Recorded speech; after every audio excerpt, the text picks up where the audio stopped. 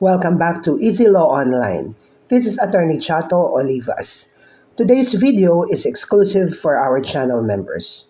Ang pag-uusapan natin ngayon ay one of the most powerful shortcuts in litigation and we call this judicial admissions.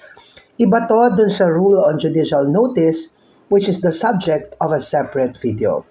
Sa law school, tinuruan tayo ng basic rules of evidence that he who alleges must prove.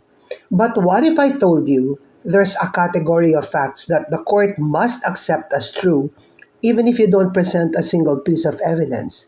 That is the power of Section 4, Rule 129 on judicial admissions.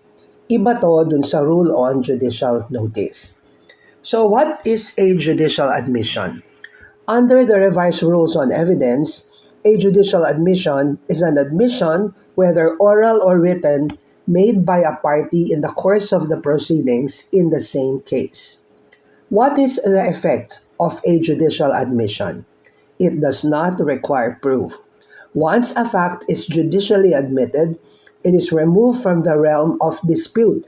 The court is bound by it and the admitting party is stopped from denying it. So, papaano mako-consider ang admission bilang judicial admission? It must be made in the same case.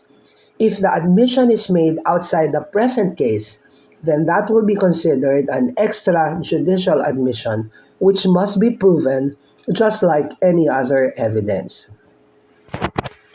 So, saan natin makikita itong mga judicial admissions na to?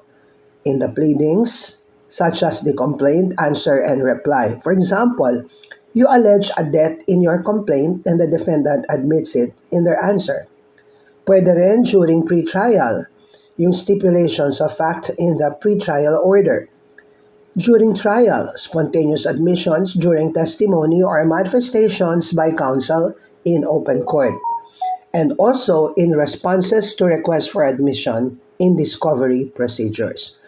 So magbibigay ako ng halimbawa ng judicial admission in the answer in a civil case.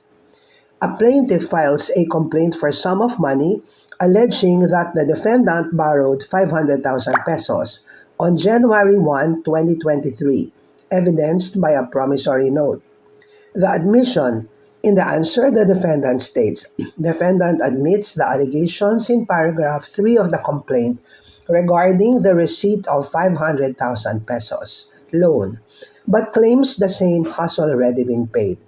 Anong epekto ng admission na to? The plaintiff no longer needs to prove the existence of the loan or the receipt of the money.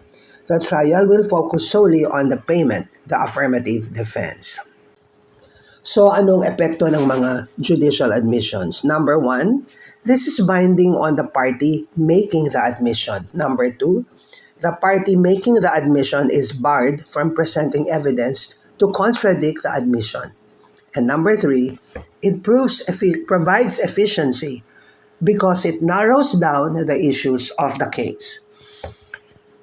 Because a judicial admission is conclusive, the law is very strict about withdrawing it. Under Section 4, you can only contradict or withdraw a judicial admission in two specific scenarios.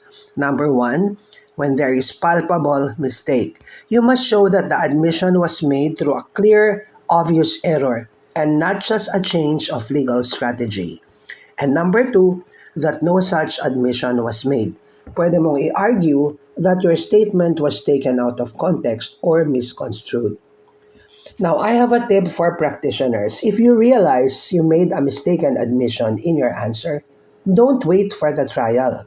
File a motion to amend pleading or to withdraw the apparent admission immediately to correct that palpable mistake before the other side relies on it to your detriment. So, bakit mahalaga ang knowledge natin tungkol sa judicial admission? Because kung wala ng issue between the parties, you can use this to file a motion for summary judgment. Now, be very, very careful with your denials if you're for the defense. A general denial is treated as an admission under Rule 8, so you must be very specific. Thank you for supporting this channel. Your membership allows us to keep creating these videos. If you have a specific topic in mind, drop it in the comment section. Let me end by sharing this favorite Bible verse with you from Micah chapter 6 verse 8. Do justice, love kindness, and walk humbly with God. This is Attorney Chato Olivas of Easy Law Online, making the law easier to understand. God bless you.